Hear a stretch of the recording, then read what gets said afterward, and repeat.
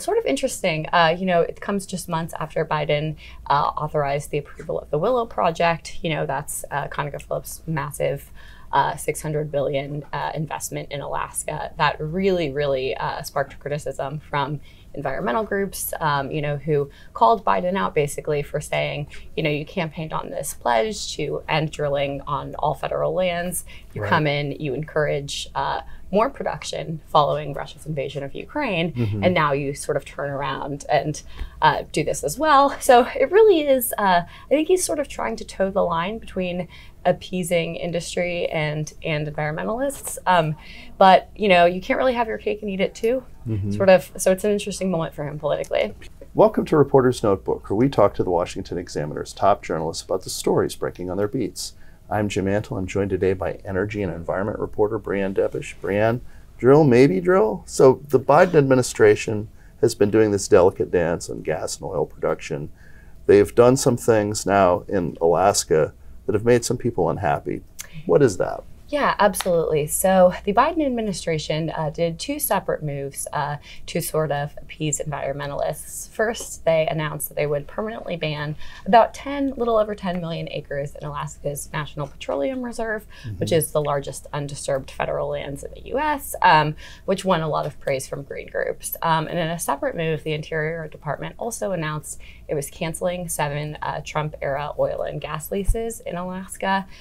Basically, the reasoning was that the original permitting was flawed, giving them the legal authority to sort of walk back the permits, which had been issued to a state authority. So a lot of people were happy about that, but others, as you can imagine, were not so happy. Chief among them, Joe Manchin, who really went after the Biden administration for this, other Republicans, and also industry officials who say they've just been whipsawed by the administration in a number of ways. And some people in Alaska who want the jobs and want some of the development have protested this. Yeah, absolutely. And it's sort of interesting. It comes just months after Biden authorized the approval of the Willow project. That's ConocoPhillips' massive $600 billion investment in Alaska that really sparked criticism from environmental groups, who called Biden out basically for saying, you campaigned on this pledge to end drilling on all federal lands. You come in, you encourage more production following Russia's invasion of Ukraine, and now you sort of turn around and do this as well. So it really is, I think he's sort of trying to toe the line between appeasing industry and environmentalists.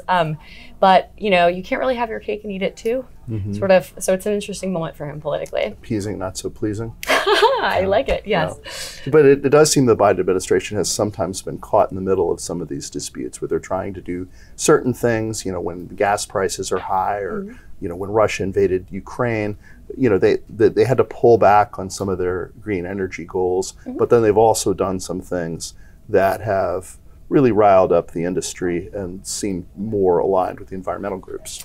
Yeah, absolutely. And, I've spoken to a lot of folks who have told me, even last year when Biden was calling on producers, to ramp up investments and refiners to ramp up activity.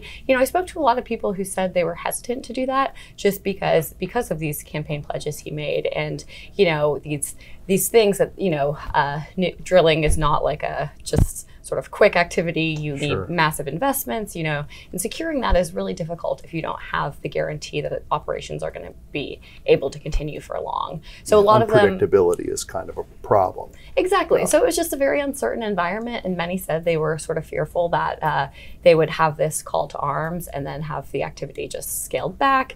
And it sort of seems to be what's happening here to some extent. And yeah, their sort of concerns seem to be really playing out a bit.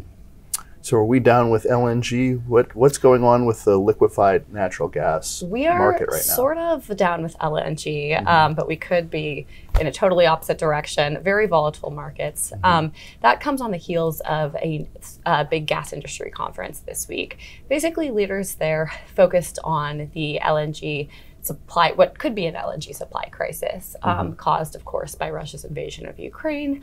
And basically, concerns were centered around the massive increase in European purchases. They've relied on that to fill their gas storage tanks.